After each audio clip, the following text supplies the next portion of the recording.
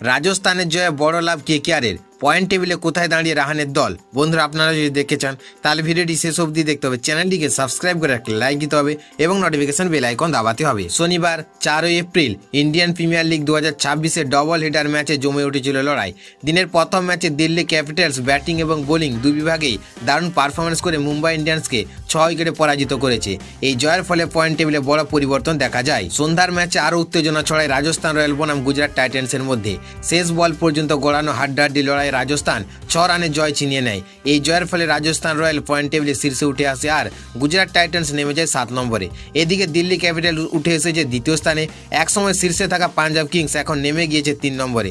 তালিকায় চতুর্থ স্থানে রয়েছেন রয়্যাল চ্যালেঞ্জার বেঙ্গালুরু এবং পঞ্চম স্থানে সানরাইজার্স হায়দ্রাবাদ।